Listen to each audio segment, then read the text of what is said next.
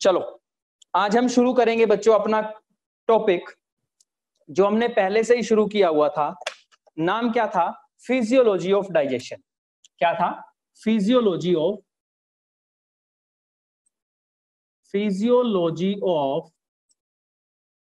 Of digestion. ठीक है, ये बच्चों थोड़ा सा आपके लिए टफ और बोरिंग सा रहेगा क्योंकि इसमें हम किसी पार्ट के बारे में नहीं पढ़ेंगे। इसमें हम हर जगह एंजाइम्स, केमिकल नेचर, पीएच और अपने जो जूसेस हैं, सिक्रीटरी जो हमारे डाइजेस्टिव जूस हैं, उनके बारे में, उनकी कॉम्पोजिशन के बारे में पढ़ेंगे। ठीक है, तो आपने थोड़ा सा ध्यान से रखना है। ठीक है, हाँ, रिकॉर्डेड वीडियो भी बच्चों आपको मिलेगी और जो पिछली वीडियो थी वो मैंने आपको डाल भी दी थी और जो होंगी वो भी आपको अगर रह गई हैं तो आप मेरे व्हाट्सएप पे मैसेज कर देना, हम डाल देंगे। ठीक है, चलिए उसके बाद बच्चों देखिए, जब हमने शुरू किया था फिजियोलॉजी ऑफ डाइजेशन का मतलब था कि फूड कैसे डाइजेस्ट होता है। ठीक है, तो मैंने आपको दो प्रोसेस बताए थे, फिजिकल और केमिकल। केमिकल कह लीजिए, बायोकेमिकल कह लीजिए। फिजिकल के अंदर हमने ये कहा था फूड के केमिकल नेचर के अंदर कोई चेंज नहीं आता। बस क्या है, किससे? हमारी चर्निंग से, हमारी मेस्टिकेशन से और सेगमेंटल मिक्सिंग से फूड जो है छोटे पार्ट्स में डिवाइड हो जाता है। लेकिन केमिकल में हमने कहा था कि फूड के अंदर जो कॉम्प्लेक्स ऑर्गेनिक सब्सटेंसेस हैं उनके ऊपर एक्ट करेंगे एंजाइम्स जो उसकी केमिकल नेचर को चेंज कर देंगे। समझ आया? ठीक है, तो ये सब हमने बच्चों पढ़ा था। क्लियर हो गया आप लोगों को? तो उसी में अब आपको पढ़ना कैसे है, देखिए पहले आप सिंपली एक बात ध्यान से सुनिएगा कि डाइजेशन सर स्टार्ट कहां होती है और खत्म कहां होती है। पहले आपको यह समझना है बच्चों, जो डाइजेशन है हमारी बॉडी में माउथ में स्टार्ट होती है, बकल कैविटी में स्टार्ट होती है और फाइनली वो स्मॉल इंटेस्टाइन के अंदर जाकर के खत्म हो जाती है। यानी कि लार्ज इंटेस्टाइन में डाइजेशन नहीं होती। ठीक है, केवल डाइजेशन की बात कर रहा हूं, एब्जॉर्प्शन की बात अभी मैं नहीं कर रहा। ठीक है, तो देखो पार्ट कौन से हमारे एलिमेंट्री कैनाल के? सबसे पहले बकल कैविटी। बकल कैविटी के अंदर बच्चों केवल कार्बोहाइड्रेट की डाइजेशन होती है और हमारे क्या थे? चार कंपोनेंट थे जो हमें डाइजेस्ट करने थे। नंबर 1 कार्बोहाइड्रेट, ठीक है। नंबर 2 प्रोटीन, नंबर 3 हमारा था lipids and number 4 nucleic acid. ठीक है बच्चों, तो अब बच्चों आपको एक छोटी सी बात छोटे से तरीके से मैं आपको समझाता हूं बहुत अच्छी तरह से कि जो कार्बोहाइड्रेट है, या कार्बोहाइड्रेट को छोड़िए, क्वेश्चन दो तरीके से आ सकता है आपके पास। कौन कौन से तरीके हो सकते हैं? एग्जामिनर पूछ सकता है बताइए कार्बोहाइड्रेट की डाइजेशन कहां कहां होती है। ठीक है, या कार्बोहाइड्रेट की डाइजेशन के बारे में सीबीएसई में आपको 3, 4, 5 नंबर का क्वेश्चन आ सकता है। ठीक है, तो कार्बोहाइड्रेट की डाइजेशन सबसे पहले शुरू होती है बकल कैविटी में। कहां शुरू होती है? सबसे पहले बकल कैविटी के अंदर शुरू होती है। ये लो, number 1 that is the buccal cavity. ठीक है, उसके बाद किसकी बारी आती है? ईसोफेगस। बच्चों ईसोफेगस में कभी किसी भी चीज की डाइजेशन नहीं होती। ईसोफेगस ऐसा पार्ट है हमारी एलिमेंट्री कैनाल का जो केवल कंडक्शन का काम करता है, पेरिस्टालसिस एक्टिविटी से कंडक्शन करता है, लेकिन कभी भी फूड को, किसी भी पार्ट को डाइजेस्ट नहीं करता। ठीक है, ये बात आपने याद रखनी है। फिर बारी आती है स्टमक की। स्टमक में बच्चों कार्बोहाइड्रेट कभी भी डाइजेस्ट नहीं होता। ठीक है ना, स्टमक में केवल प्रोटीन डाइजेस्ट होता है। किसमें होता है? स्टमक के अंदर। अभी मैं और भी इनमें ऐड करूंगा। तो उसके बाद स्टमक में केवल प्रोटीन हुआ, तो ना लिपिड डाइजेस्ट हुआ ना न्यूक्लिक एसिड डाइजेस्ट हुआ इन दोनों पार्ट के अंदर। ठीक है, क्लियर हो गया? अब बारी आती है कि सर स्टमक के बाद आया स्मॉल इंटेस्टाइन। ठीक है ना, कार्बोहाइड्रेट जो है स्मॉल इंटेस्टाइन में डाइजेस्ट होगा, प्रोटीन जो है स्मॉल इंटेस्टाइन में डाइजेस्ट होगा। ठीक है, लिपिड की जो अमल्सिफिकेशन बोलते हैं, लिपिड की डाइजेशन को बच्चों अमल्सिफिकेशन ऑफ फैट बोलते हैं। ठीक है ना, क्लियर? Someone is unmuted. बच्चों तो खुद आपको ध्यान रखना चाहिए। बच्चों जो बच्चे लेट आते हैं, देखिए मैं एक मैसेज दे रहा हूं आपको, जो बच्चे लेट आते हैं अपना माइक अपने आप म्यूट करें, क्योंकि मैं यहां से पढ़ाने लग जाता हूं तो मैं सभी को म्यूट नहीं कर पाता, ठीक है ना, क्योंकि मैं बैक कैमरा से आप लोगों को पढ़ाता हूं, ठीक है। तो अपने आप ही अपना माइक म्यूट किया करो और स्क्रीन शेयर नहीं करनी, ठीक है। अगर आपको पढ़ना है तो देखिए, आप मेडिकल पढ़ रहे हैं, मेडिकल फील्ड से डॉक्टर बनते हैं, ठीक है ना, एक सेंसिबल और एक बड़े रेपुटेटेड पर्सन होते हैं सोसाइटी की। जब तक आप अपनी खुद की रिस्पॉन्सिबिलिटी नहीं समझेंगे तो एक अच्छा इंसान कैसे बनेंगे, ठीक है ना। डॉक्टर, इंजीनियर, टीचर बनने से जरूरी है एक अच्छा इंसान बनना, अपनी रिस्पॉन्सिबिलिटी को फॉलो करना, ठीक है। तो आप अपनी रिस्पॉन्सिबिलिटी समझ करके अपने माइक को म्यूट रखा करें, ठीक है, क्लियर। चलिए, तो यानी कि प्रोटीन की डाइजेशन कहां कहां हुई, स्टमक और स्मॉल इंटेस्टाइन में हुई, ठीक है। लेकिन लिपिड की डाइजेशन या अमल्सिफिकेशन ऑफ फैट केवल और केवल स्मॉल इंटेस्टाइन में होती है, ठीक है। और न्यूक्लिक एसिड भी स्मॉल इंटेस्टाइन में डाइजेस्ट होता है। समझ आया कि नहीं आया आपको, क्लियर हो गया। तो दो तरह से क्वेश्चन आ गया। अगर आपसे कोई कह they explain the digestive activity in the buccal cavity, तो आप केवल कार्बोहाइड्रेट करेंगे, ठीक है ना। या आपको कह दिया जाए explain the digestion of carbohydrate only, तब आप क्या करेंगे, बकल कैविटी और स्मॉल इंटेस्टाइन के अंदर केवल कार्बोहाइड्रेट की डाइजेशन को एक्सप्लेन करेंगे, ठीक है। चलिए, मैं एक तरीके से और एक टेबल बनाएंगे मेरे साथ छोटी सी, मैं आपको ये बताऊंगा कहां कहां पर क्या क्या डाइजेस्ट होता है, ठीक है, क्लियर बच्चों। चलिए, सबसे पहले देखिए मैं लिख रहा हूं कार्बोहाइड्रेट, कार्बोहाइड्रेट, प्रोटीन, उसके बाद फैट, फैट और लिपिड्स, और न्यूक्लिक एसिड, ठीक है। ये मैंने क्या किया बच्चों, यहां से एक टेबल बना दी।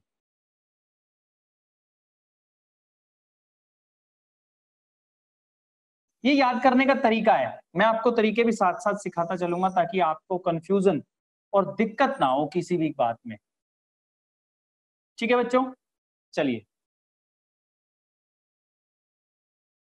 ये लीजिए। अब यहां पर हम क्या करते हैं, हम यहां पर लिखते हैं बकल कैविटी, स्टमक और स्मॉल इंटेस्टाइन। देखिए, मैंने लिख दिया यहां पर बकल कैविटी, स्टमक और स्मॉल इंटेस्टाइन। सही बात है बच्चों, ठीक है ना। तो बकल कैविटी के अंदर कार्बोहाइड्रेट की डाइजेशन होती है, बिल्कुल होती है, ठीक है। स्टमक के अंदर होती है, नहीं होती, और स्मॉल इंटेस्टाइन के अंदर होती है, ठीक है। प्रोटीन की डाइजेशन कभी भी बकल कैविटी में नहीं होती, स्टमक और स्मॉल इंटेस्टाइन के अंदर होती है, ठीक है ना। फैट की बकल कैविटी में नहीं होती, स्टमक में नहीं होती, हाँ बेसिकली 2 से 3% की होती है, लेकिन हम उसे कंसीडर नहीं करते, ठीक है, क्लियर हो गया, हम उसे कंसीडर नहीं करते बच्चों, क्लियर है, ठीक है। चलिए, तो जो फैट है वो फाइनली कहां डाइजेशन होगा, कहां डाइजेस्टेड होगा, स्मॉल इंटेस्टाइन में, ठीक है। और जो न्यूक्लिक एसिड है, न्यूक्लिक एसिड भी स्मॉल इंटेस्टाइन में। तो बच्चों सबसे ज्यादा डाइजेशन कहां हुई, स्मॉल इंटेस्टाइन। तो एक क्वेश्चन और आ गया हमारा, एक क्वेश्चन और प्रिपेयर हो गया, maximum digestion takes place in small intestine. Answer क्या आएगा sir, small intestine. Small intestine के अंदर मैक्सिमम डाइजेशन होती है, समझ आया, क्लियर हो गया। चलिए, और मैक्सिमम के साथ साथ फाइनल डाइजेशन भी स्मॉल इंटेस्टाइन में होती है। अब सर फाइनल वर्ड आपने ऐड कर दिया, इसका मतलब क्या है बच्चों, इसका बहुत अच्छा मतलब है। देखिए, अगर यहां पर बात करें कार्बोहाइड्रेट की, तो कितना 30 से 40% कार्बोहाइड्रेट ही ब्रेक डाउन होता है, कहां पर, बकल कैविटी के अंदर। अब हमारे पास क्या हुआ, 30 to 40%। देखो 30 to 40% carbohydrate completely break down नहीं हुई, यहां पर कंप्लीटली ब्रेक नहीं हुआ। क्यों, क्योंकि वो डाइसैकेराइड में कन्वर्ट हुआ है, यानी कि 2 की यूनिट में कन्वर्ट हुआ है। और जो हमारा 60 to 70% कार्बोहाइड्रेट है वो एज इट इज है, ठीक है ना। तो यानी कि यहां पर वो 60 to 70% वाला कार्बोहाइड्रेट भी डाइजेस्ट हो जाएगा, और जो हमारा डाइसैकेराइड में कन्वर्ट हो गया था 30 से 40%, वो भी यहां पर फाइनली डाइजेस्ट हो जाएगा कंप्लीटली, ठीक है ना। ऐसे ही प्रोटीन, प्रोटीन भी कभी भी स्टमक के अंदर जो पार्शियली डाइजेशन होती है प्रोटीन की, कभी भी स्टमक के अंदर जो प्रोटीन डाइजेस्ट होगा वो अपनी लास्ट यूनिट में नहीं आता, अमीनो एसिड में नहीं आता, किस में आता है? पेप्टाइड्स और पेप्टोन्स में टूट जाता है। ठीक है ना, मैं बताऊंगा क्या होते हैं पेप्टाइड और पेप्टोन। ठीक है, स्मॉल फॉर्म होती है प्रोटीन की और यूनिट होती है अमीनो एसिड। लेकिन अब सारा का सारा प्रोटीन फाइनली डाइजेस्ट होगा स्मॉल इंटेस्टाइन के अंदर, और जो पेप्टाइड और पेप्टोन्स जो बने थे स्टमक के अंदर वो भी जाकर स्मॉल इंटेस्टाइन के अंदर फाइनली क्या हो जाएंगे? डाइजेस्ट हो जाएंगे कंप्लीटली। ठीक है ना, इसी तरह से फैट तो देखो हो ही कहां पे रहा है? न्यूक्लिक एसिड, फैट और न्यूक्लिक एसिड तो हो ही कहां पे रहे हैं? Small intestine.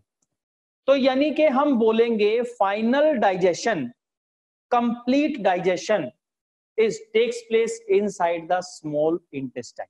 ठीक है ना, मैक्सिमम डाइजेशन भी वही, कंप्लीट भी वही, फाइनल भी वही। और बच्चों अगर क्वेश्चन आ जाए मैक्सिमम एब्जॉर्प्शन, तो वो भी स्मॉल इंटेस्टाइन। ठीक है, क्लियर हो गया? यानी कि maximum digestion and absorption takes place by the small intestine. Clear हो गया बच्चों? तो अब हम कैसे पढ़ने वाले हैं?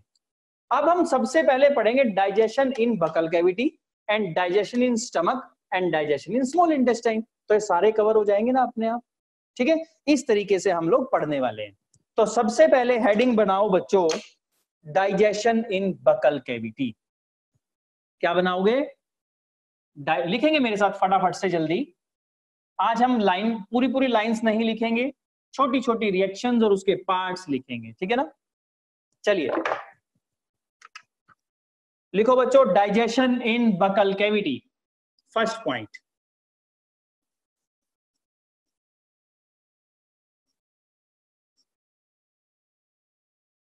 इन बकल कैविटी। अब आपको पता है बच्चों, हमारे तीनों पार्ट्स के अंदर फिजिकल यानी कि मैकेनिकल और केमिकल दोनों डाइजेशन होती हैं। तो हम दोनों को यहां पर क्या करेंगे? मेंशन करेंगे। ठीक है, क्लियर हो गया? चलो, तो सबसे पहले लिखेंगे फिजिकल डाइजेशन। बच्चों बकल कैविटी के अंदर फिजिकल डाइजेशन कौन सी होती है? करवाया था मैंने आपको, तो जो बोलती थी सब सुनाई देता, पहले अनम्यूट था। फिजिकल डाइजेशन कौन सी होती है? मेस्टिकेशन, पढ़ा था ना? क्या वो कौन सी होती है? मेस्टिकेशन। जिसमें क्या होता है बच्चों, कौन बताएगा? मेस्टिकेशन। ठीक है ना, और क्या बनता है? बोलस बनता है। क्या बनता है? बोलस। बोलस बन जाता है। इसके रिजल्ट से क्या होता है? देखो, दांत जो है फूड को छोटे छोटे पार्टिकल्स में कन्वर्ट कर देते हैं। इधर से स्लाइवरी जूस जो है वो क्या करता है? स्लाइवरी जूस जो है वो क्या करता है? लीजिए, मैंने म्यूट कर दिया। लवली है कोई अनम्यूटेड। ठीक है, वो लार प्रोवाइड करता है, जिस यानी कि म्यूकस प्रोवाइड करता है। तो म्यूकस जो प्रोवाइड होगा वो मिक्स हो जाएगा टंग की हेल्प से, टीथ की हेल्प से, वो मिक्स हो जाएगा, उसे बोलते हैं मेस्टिकेशन। ठीक है ना, क्लियर हो गया? तो फिजिकल डाइजेशन कैसे हुई? मेस्टिकेशन से हुई। अब बात करेंगे केमिकल डाइजेशन के। सर इसके अंदर केमिकल डाइजेशन कैसे होगी? ये बहुत इंपॉर्टेंट स्टेप है, chemical digestion. Sir chemical digestion कैसे होगी? ठीक है, आप इसके सामने लिखेंगे with the help of saliva, with the help of saliva. ठीक है बच्चों, मैंने कहा केमिकल डाइजेशन। केमिकल डाइजेशन कैसे होगी? केमिकल डाइजेशन होगी, वॉइस नहीं आ रहा? अब आ रही है बच्चों आवाज?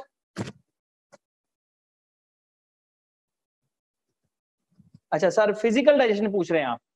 फिजिकल डाइजेशन होगी बच्चों मेस्टिकेशन। मेस्टिकेशन में क्या होता है? बोलस की फॉर्मेशन होती है बेसिकली। बोलस कैसे होगा?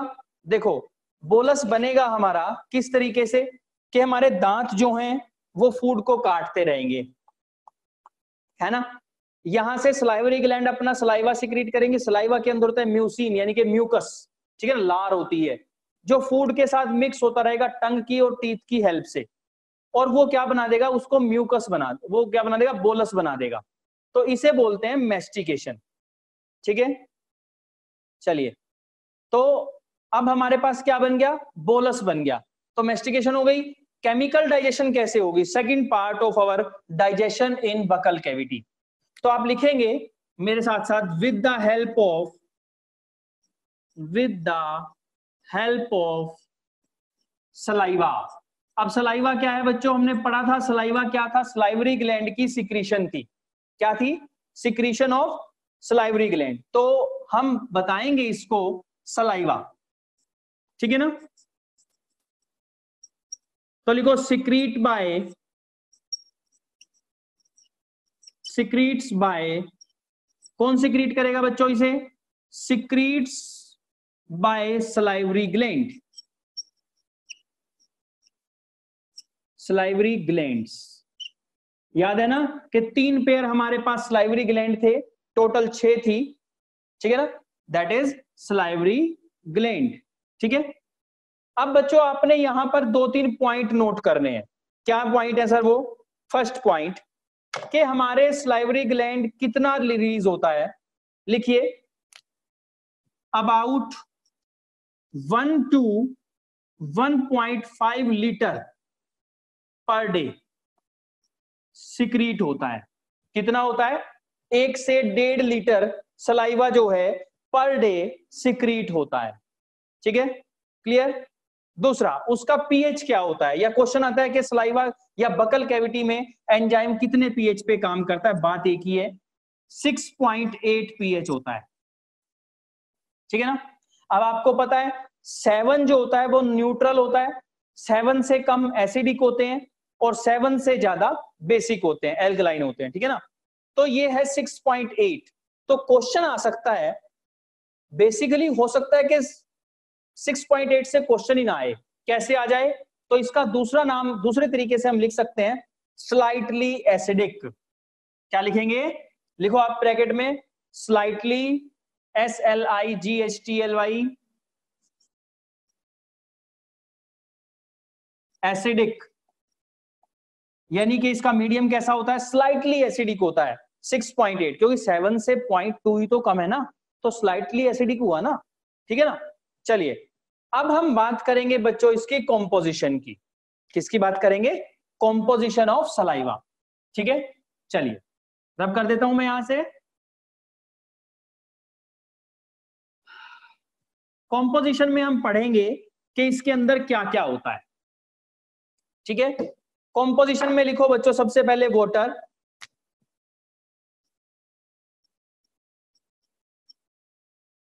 कॉम्पोजिशन ऑफ सलाइवा, क्या क्या होता है इसके अंदर? नंबर 1 वाटर, कितना होता है? लिखो इसके सामने 99.5%। कितना होता है? 99.5%। 99.5% क्या होता है बच्चों? वाटर होता है। उसके बाद इसके अंदर क्या होते हैं? इलेक्ट्रोलाइट्स। क्या होते हैं? Electrolytes.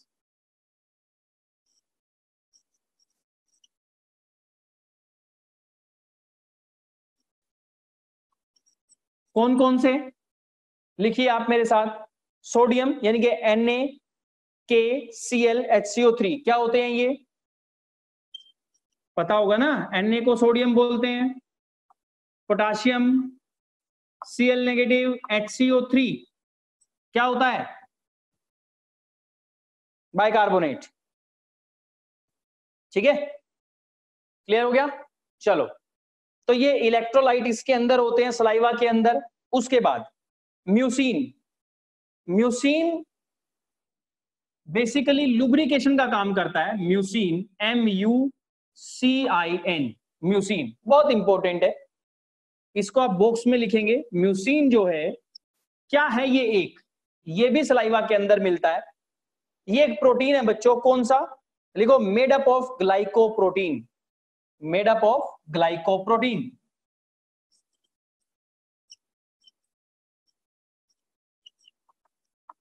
Made up of glycoprotein, ठीक है, म्यूसिन होता है। काम क्या करता है बच्चों? ये लुब्रिकेट करता है फूड को, जो मैंने अभी बताया था लार का काम करेगा। लिखो इट लुब्रिकेट्स फूड, LUBRICATES, ताकि फ्रिक्शनलेस मूवमेंट हो, स्लिपरी हो जाए। Lubricates food,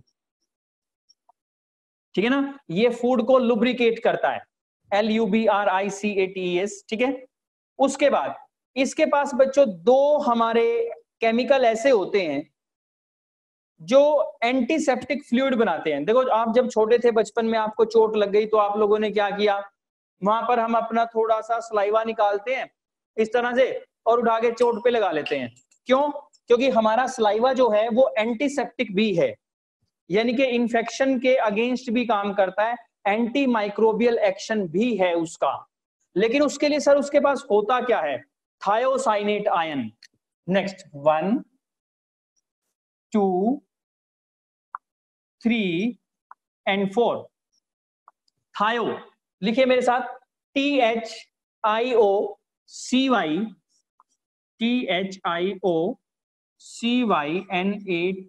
thiocyanate ions. ठीक है, थायोसाइनेट आयंस जो होते हैं वो बैक्टीरियोसाइडल सोल्ट होता है। किसी के भी आगे साइडल लगाओ मतलब मारने वाला, ठीक है ना। थायोसाइनेट जो है एक बैक्टीरियोसाइडल सोल्ट है, BACTERIOSIDAL,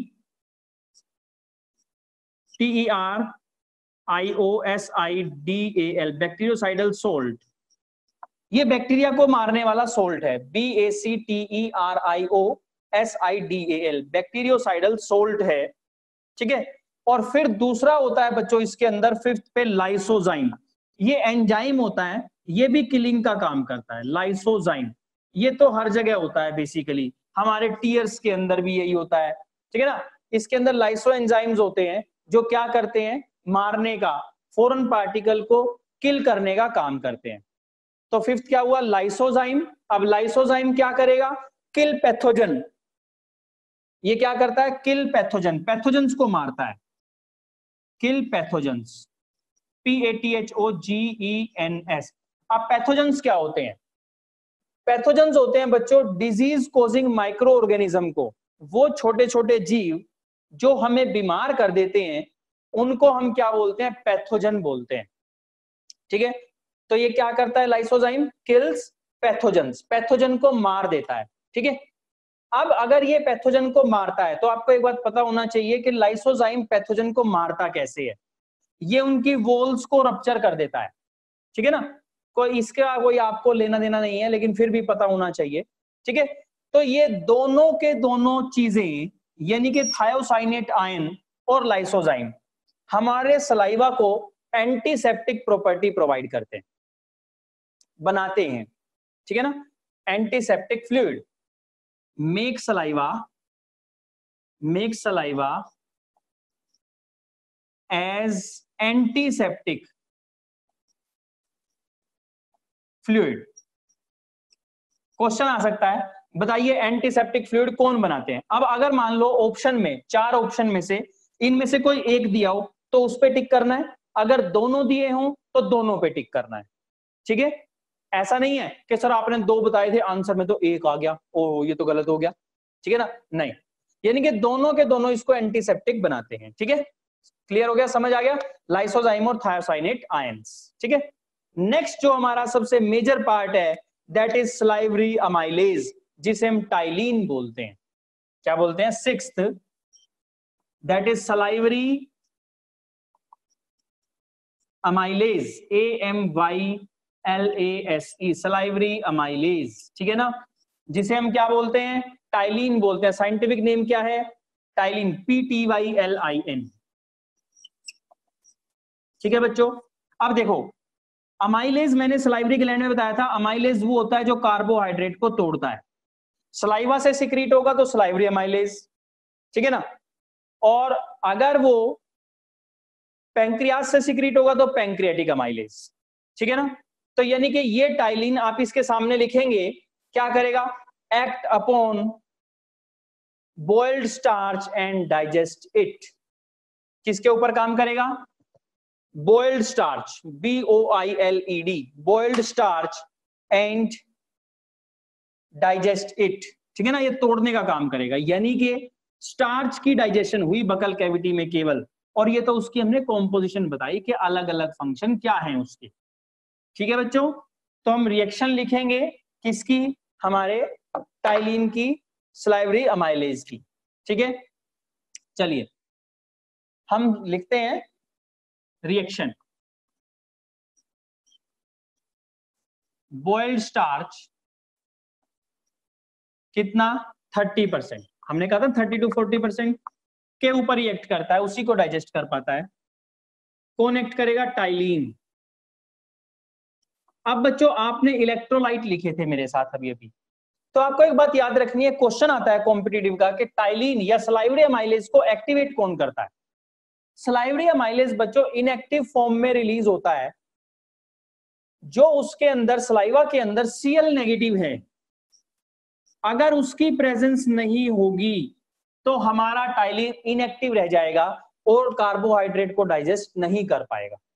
क्लियर हो गया? वो कार्बोहाइड्रेट को डाइजेस्ट नहीं कर पाएगा, यानी कि उसको अपनी एक्टिविटी के लिए क्या जरूरी होता है?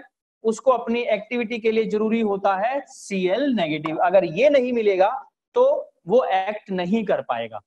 सही है? यानी कि Cl नेगेटिव का होना बहुत जरूरी है for the action of ptyalin. तो किसमें टूटेगा? Maltose plus dextrin. Maltose plus, ये डाइसैकेराइड है बच्चों, माल्टोज डाइसैकेराइड है। अल्फा डेक्स्ट्रिन, चलो और अच्छा अगर हम बताएं तो डेक्स्ट्रिन। अब आप कहेंगे सर अल्फा डेक्स्ट्रिन क्या होता है? ठीक है, ये बच्चों आपको बायोमोलिक्यूल चैप्टर में कराएंगे। ठीक है ना? किस में कन्वर्ट हो जाएगा? माल्टोज और अल्फा डेक्स्ट्रिन में कन्वर्ट हो जाएगा। तो कंप्लीटली तो नहीं टूटा ना, ग्लूकोज में तो नहीं कन्वर्ट हुआ ना, इसीलिए मैंने कहा था कि जो 30% डाइजेशन होती भी है वो भी कंप्लीट नहीं होती। अब ये माल्टोज और अल्फा डेक्स्ट्रिन भी कहां जाएंगे? स्मॉल इंटेस्टाइन में, और कंप्लीटली टूट जाएंगे। ठीक है, और जो 70% बच गया, कौन? कार्बोहाइड्रेट, वो भी जाकर के किस में टूटेगा? स्मॉल इंटेस्टाइन में जाके ब्रेकडाउन उसकी हो जाएगी। ठीक है बच्चों, तो ये तो था chemical digestion in buccal cavity. ठीक है, इसमें आप क्या लिखेंगे? क्या बन जाता है बकल कैविटी के बाद? फूड की को क्या बोलते हैं? लिखिए मेस्टिकेटेड फूड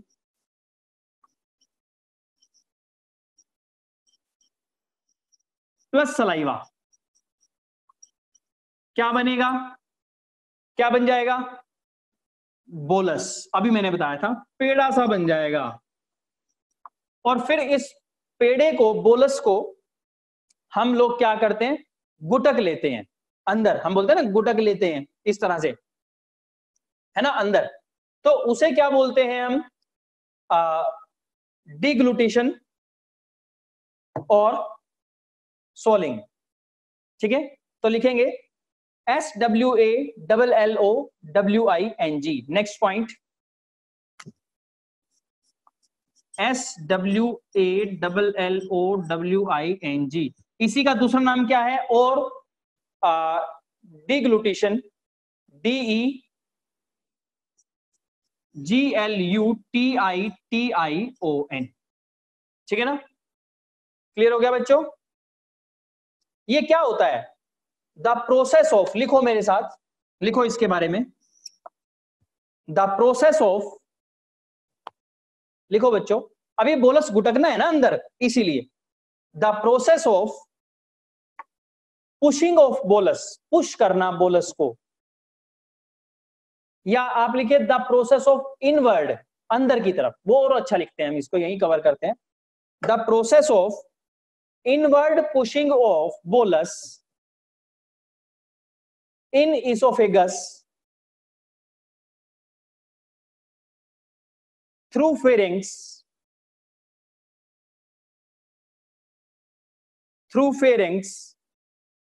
is called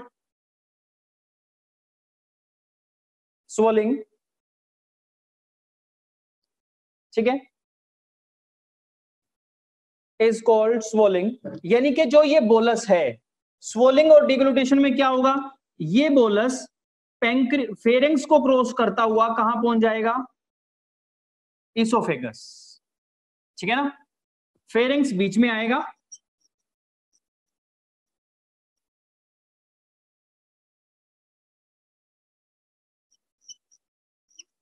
फेरिंग्स बच्चों बीच में आएगा, और उससे होता हुआ कहां पहुंच जाएगा? इसोफेगस में। कहां पहुंच जाएगा? इसोफेगस। ये आपको पूरी डेफिनेशन लिखनी है जो मैंने अभी बताई आपको. It is a inward pushing of bolus into oesophagus via pharynx is called as swallowing.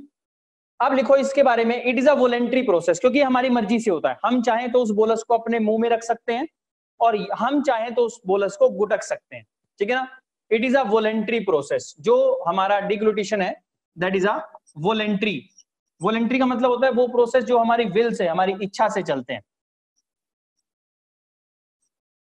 Voluntary process, ये क्या है बच्चों? एक वॉलेंट्री प्रोसेस है. ठीक है ना.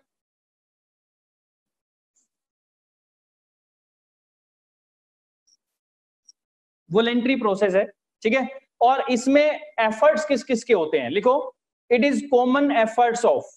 कॉमन एफर्ट्स किस किस के एफर्ट्स होते हैं? कॉमन एफर्ट्स किस किस के लिखो. नंबर 1 टंग.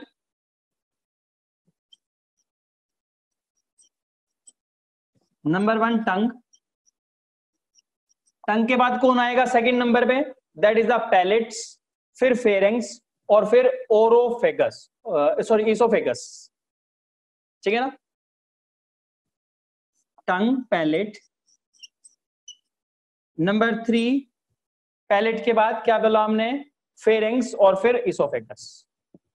फेरेंग्स और फिर इसोफेगस. ठीक है बच्चों. ये कॉमन एफर्ट है जिसकी वजह से ये बोलस आगे चला जाता है. ठीक है ना. फिर इसोफेगस में क्या होगा? इसोफेगस में होती है बच्चों पेरिस्टालसिस. क्या होती है? पेरिस्टालसिस. नेक्स्ट पॉइंट लिखो, पेरिस्टालसिस. पेरिस्टाल्टिक मूवमेंट तो पढ़ी है ना छोटी क्लासेस में भी बच्चों. देखो जहां भी पेरिस्टाल्टिक का क्वेश्चन आता था ना तो हमारे माइंड में सीधा इसोफेगस का कॉन्सेप्ट जाता था जब हम छोटे थे. आप भी है ना. लेकिन नहीं बच्चों, ऐसा नहीं होना चाहिए. क्या मतलब सर?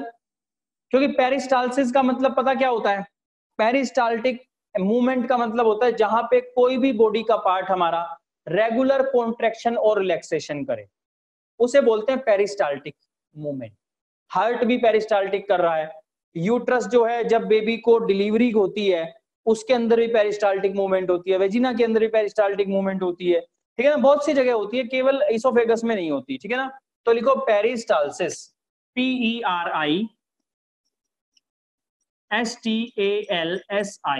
पेरिस्टालसिस. ठीक है ना. तो बच्चों पेरिस्टालसिस क्या होता है लिखो. It is a muscular contraction waves of muscle of esophagus is called peristalsis. अगर बच्चों कहीं रह भी जाओ तो रिकॉर्डेड लेक्चर में से आप उसको ले लिया करो. ठीक है ना.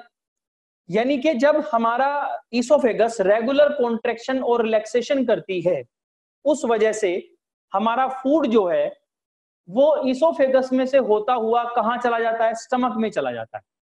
और ये कौन करवाता है? मसल्स. जो मस्कुलर नेचर प्रेजेंट है कहां पर? हमारे इसोफेगस के अंदर. बेसिकली स्टमक अगर कॉन्ट्रैक्ट कर रहा है वो भी पेरिस्टाल्टिक मूवमेंट कर रहा है, तभी तो मैकेनिकल डाइजेशन हो रही है. लेकिन हम तो केवल इसोफेगस की बात कर रहे हैं यहाँ पे. इसोफेगस के अंदर जो मस्कुलरिस है वो क्या करती है? रेगुलर कॉन्ट्रैक्शन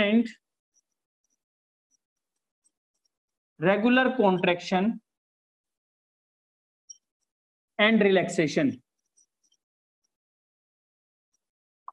शो करती है. इस रेगुलर कॉन्ट्रैक्शन और रिलैक्सेशन को पेरिस्टाल्टिक मूवमेंट बोलते हैं. ठीक है. क्लियर हो गया. जिससे क्या होता है? बोलस जो है, bolus moves to stomach from. कहां से? From oesophagus. ठीक है. इस वजह से जो बोलस है वो स्टमक में पहुंच जाता है. कहां से? इसोफेगस से. ठीक है. और बच्चों ये जो है it is a involuntary process. ये हमारे विल में नहीं होता, हमारी इच्छा से नहीं चलता.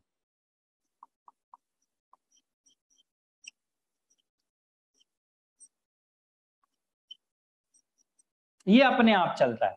ठीक है ना. It is an involuntary process. TARY होता है बच्चों, इनवॉलेंट्री प्रोसेस, ठीक है, it is an involuntary process. समझ आ गया आपको? ठीक है, तो ये है हमारा इसोफेगस के अंदर। अब आज हम पढ़ेंगे इसके बाद हमारा next topic, that is digestion in stomach. क्या पढ़ेंगे? डाइजेशन इन स्टमक, ठीक है। चलिए तो शुरू करते हैं। हमारे पास 20 मिनट है अभी हमारे लेक्चर की, और 20 मिनट में हमारा ये टॉपिक जो है कवर हो जाएगा। तो पहला डाइजेशन आपने देखा कहां पर हुआ? बकल कैविटी में हुआ। उसमें क्या हुआ? केवल 30% के आसपास कार्बोहाइड्रेट डाइजेस्ट हुआ, बाकी फूड की जो केमिकल नेचर थी वो एज इट इज रही। पीएच क्या था? 6.8 था। तो अब हमारा नेक्स्ट टॉपिक है डाइजेशन इन स्टमक। बहुत इंपॉर्टेंट है, बहुत सारे क्वेश्चन बनते हैं, ठीक है, आप सब बड़े ध्यान से करेंगे। नेक्स्ट पॉइंट बच्चों, अगर आपका कोई डाउट है ना तो आप चैट बॉक्स में छोड़ते रहिए।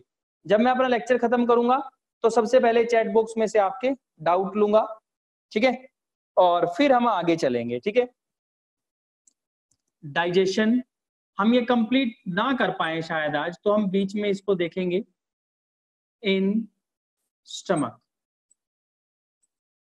स्टमक के अंदर डाइजेशन कैसे होती है, ठीक है। तो वही पहला स्टेप तो क्या होगा बच्चों, बताओ? फिजिकल डाइजेशन कैसे होती है, जिसको बोलते हैं चर्निंग। पढ़ा था हमने इंट्रोडक्शन के अंदर। Physical digestion that is churning.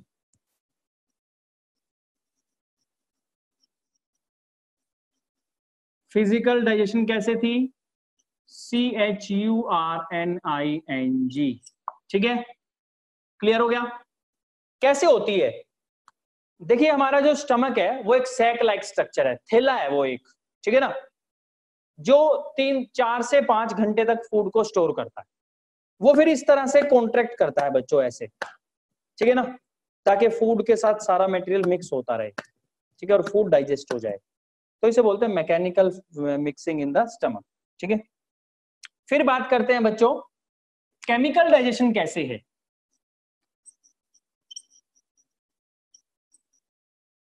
Chemical digestion, stomach के अंदर जो केमिकल डाइजेशन है वो किस तरह से होता है? लिखिए, with the help of gastric juice. कौन करता है? Help, with the help of, जैसे वहां पे सलाइवा था ना, यहाँ पे क्या है? Gastric juice. अब दूसरा वर्ड बच्चों, कहीं भी गैस्ट्रिक आए उसका मतलब होता है stomach. With the help of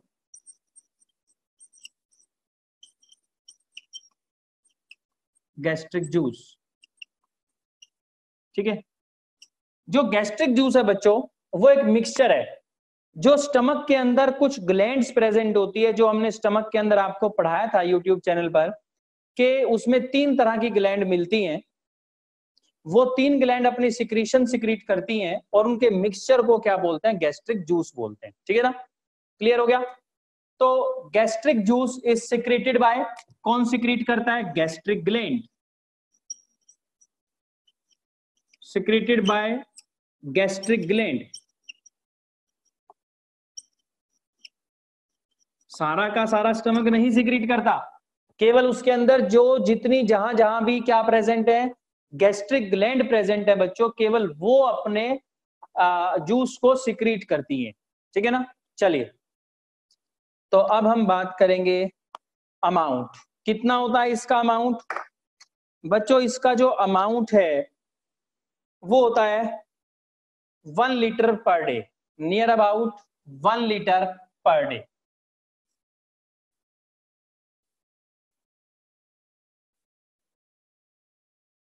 ठीक है, 1 लीटर पर डे। और पीएच बच्चों ये हाईली एसिडिक होता है क्योंकि इसमें HCl होता है, और हाईली एसिडिक एनवायरनमेंट में ही ये जूस काम कर सकता है, ठीक है। तो इसका पीएच कितना होता है बच्चों? बेसिकली जो इसका पीएच है लिखेंगे 1.5 से लेकर के 2.5 तक जाता है, लेकिन एनसीईआरटी में जो मेंशन किया गया है वो कितना है? 1.8 इन एनसीईआरटी, तो आपने पेपर में अगर 1.8 आ जाए तो इसको कंसीडर करना है, ठीक है। और ये जो मीडियम है, ये जो एसिडिक मीडियम है, ये कैसा है? वो स्लाइटली एसिडिक था, ये कैसा है? हाईली एसिडिक है। कैसा है? Highly acidic.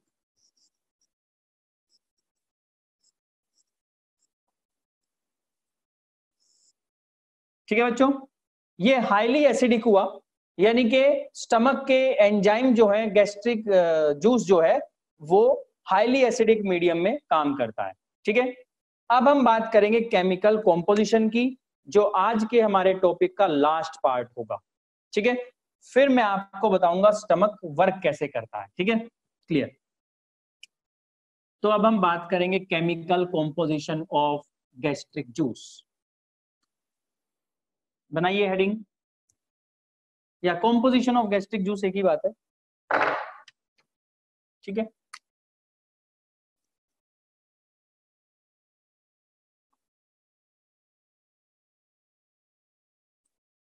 आप पूरा लिखेंगे गैस्ट्रिक जूस,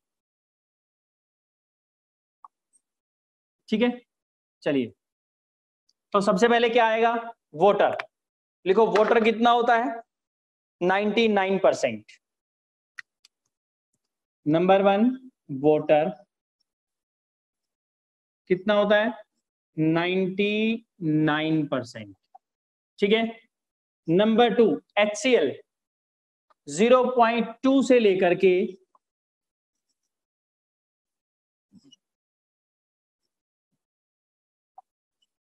0.5% HCl होता है, ठीक है, क्लियर हो गया। उसके बाद inorganic salt and electrolyte. Inorganic salts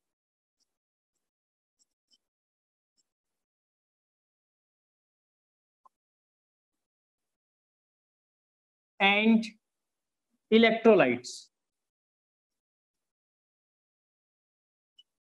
and mucus. Inorganic salt, electrolyte and mucus, ठीक है। अब अगर हम बात करें इलेक्ट्रोलाइट की, तो कौन कौन से होते हैं? लिखो यहां पर, वही HCO3 negative, Na positive, K positive, Cl negative, ठीक है। लिखो मेरे साथ यहां पर, HCO3 negative, Na positive, K positive, Cl negative, ठीक है। ये क्या होते हैं? ये इलेक्ट्रोलाइट्स होते हैं, ठीक है। अब म्यूकस का क्या काम है सर? जो HCl का जो बर्निंग एक्शन है, HCl देखिए पता क्या है, अगर मान लीजिए ये एक पाइप है, ठीक है, ये एक पाइप है, तो ये ल्यूमन हुआ। अब ल्यूमन में पड़ा है HCl। HCl क्या है? एक एसिड है, हाइड्रोक्लोरिक एसिड, आप लोग जानते हैं। अगर वो इसकी दीवारों को टच करेगा, अगर वो इसकी दीवारों को टच करेगा तो क्या होगा? इसकी दीवारों पे बर्निंग एक्शन होगा ना, HCl का, जला देगा ना उसको। तो इनको जलने से कौन बचाता है? इनकी दीवारों को जलने से हमेशा कौन बचाता है? म्यूकस बचाता है, ठीक है ना। तो आप लिखेंगे इसके नीचे, mucus protect the inner lining of stomach by the burning action of HCl। छोटी क्लासेस से आप पढ़ते आ रहे हैं, बाय प्रोटेक्शन करता है इसकी, bye the burning action of HCl से इसकी प्रोटेक्शन करेगा, ठीक है बच्चों। अब नेक्स्ट पॉइंट हम पढ़ेंगे बच्चों, लास्ट इसकी कॉम्पोजिशन, क्योंकि यहां पर केवल प्रोटीन डाइजेस्ट हो रहा था, तो इसका मतलब फोर्थ जो कंपोनेंट है इसका, that is protein digesting enzyme. Protein digesting enzymes, ठीक है, प्रोटीन डाइजेस्टिंग एंजाइम्स। चलिए, तो अब यहां देखेंगे स्टमक जो है कौन कौन से एंजाइम सिक्रीट करता है। बेसिकली स्टमक जो है बच्चों 3 तरह के एंजाइम सिक्रीट करता है। सबसे पहले प्रोरेनिन, क्यों? क्योंकि बच्चों में होता है। नंबर 1 प्रोरेनिन, PRENIN, ठीक है ना, प्रोरेनिन, ठीक है, डबल एन आएगा बच्चों यहाँ पे। वो जो NIN होता है वो होता है किडनी के अंदर, ठीक है, प्रोरेनिन। दूसरा है बच्चों पेप्सिनोजन, दूसरा है पेप्सिनोजन। ये दोनों के दोनों प्रोटीन डाइजेस्टिंग एंजाइम होते हैं, दोनों के दोनों, और दोनों के दोनों जो हैं बच्चों इनएक्टिव होते हैं। क्योंकि देखो मैंने आपको पढ़ाया था आगे प्रो लगा हो या पीछे जन लगा हो तो दोनों के आगे लिखा हुआ है ना, तो मैं पहला पॉइंट लिख रहा हूं इनएक्टिव, बोथ इनएक्टिव। और दूसरा पॉइंट है दोनों के दोनों प्रोटीन डाइजेस्टिंग एंजाइम होते हैं, प्रोटीन डाइजेस्टिंग एंजाइम्स। ठीक है बच्चों, दोनों ही प्रोटीन डाइजेस्टिव एंजाइम होते हैं। ये अक्सर 5-6 साल तक के बच्चे के अंदर रिलीज होता है और फिर कन्वर्ट हो जाता है पेप्सिनोजन के अंदर और फिर ये पेप्सिनोजन सिक्रीट होता है। ठीक है, क्लियर हो गया, कोई दिक्कत तो नहीं है। प्रोरेनिन बच्चों के अंदर, पेप्सिनोजन अडल्ट के अंदर। ठीक है भाई। तीसरा जो है बच्चों एक हार्मोन एक एंजाइम और सिक्रीट होता है जिसका नाम है गैस्ट्रिक लाइपेज। गैस्ट्रिक माने स्टमक, लाइपेज माने लिपिड को तोड़ने वाला, लेकिन बच्चों ये इनएक्टिव होता है। क्या होता है? इनएक्टिव। तो थर्ड कौन सा है? Gastric lipase. गैस्ट्रिक लाइपेज ये नॉन फंक्शनल होता है। क्यों? क्योंकि ये एसिडिक एनवायरनमेंट जो होता है स्टमक के अंदर, उसके अंदर इनएक्टिव हो जाता है। ठीक है ना, लिखो इसको non functional due to acidic environment. Non functional due to acidic environment. ठीक है, तो ये इनएक्टिव हो जाता है, तो एसिड नॉन फंक्शनल है बच्चों ये। तो बेसिकली ये था हमारा कॉम्पोजिशन ऑफ गैस्ट्रिक जूस के बारे में। ठीक है, यहां तक हमने पढ़ा। तो आज बच्चों हमने डाइजेशन ऑफ स्टमक को पूरा नहीं किया, केवल ये देखा केमिकल डाइजेशन किससे होगी, गैस्ट्रिक जूस से। उसकी कॉम्पोजिशन हमने पढ़ी कि क्या क्या उसके अंदर प्रेजेंट होता है, और दूसरा मैकेनिकल डाइजेशन चर्निंग के थ्रू होती है। ठीक है, कल हम बात करेंगे कि किस तरह से ये रोल प्ले करता है, किस तरह से स्टमक के अंदर डाइजेशन होती है, बोलस आकर के कहां टकराता है और उससे आगे कैसे डाइजेशन हमारी स्टमक के अंदर प्रोसीड होती है। ठीक है, आपको याद रखना है कि स्टमक के अंदर केवल पार्शियल डाइजेशन होती है प्रोटीन की, यानी कि केवल प्रोटीन की डाइजेशन होती है, वो भी कंप्लीट नहीं, पार्शियल कुछ अमाउंट में होती है। ठीक है, आगे पढ़ेंगे हम इसको कल बेसिकली हमारा डाइजेशन पूरा हो जाएगा कल के लेक्चर में। कल इन द सेंस मेरा नेक्स्ट लेक्चर से है, जब भी हमारा लेक्चर आएगा नेक्स्ट तो हम उसे कंप्लीट कर देंगे, क्योंकि स्टमक हमारा थोड़ा सा ही रह गया है। ठीक है, उसके बाद स्मॉल इंटेस्टाइन रह गई है। स्मॉल इंटेस्टाइन में 2 सिक्रीशन होते हैं, खुद का स्मॉल इंटेस्टाइन का जिसे सकस एंटेरिकस बोलते हैं, और पैंक्रियाटिक जूस जो पैंक्रियास से आता है, और बाइल जो है अमल्सिफिकेशन का काम करता है। मैंने बाइल लीवर की वीडियो में कराया हुआ है, पैंक्रियास जो है लीवर की वीडियो में कराया हुआ है। ठीक है ना, तो हम केवल उसका सीधा एंजाइमेटिक एक्शन यहाँ पर देखेंगे। ठीक है, क्लियर हो गया। तो हमारा एक वीडियो के बाद डाइजेशन पूरा हो जाएगा, फिर हम एक वीडियो के अंदर नेक्स्ट क्लास के अंदर एब्जॉर्प्शन के बारे में पढ़ेंगे, फिर उसी वीडियो के अंदर हम थोड़े से डिसऑर्डर के बारे में पढ़ेंगे। ठीक है, और हमारा चैप्टर कंप्लीट हो जाएगा।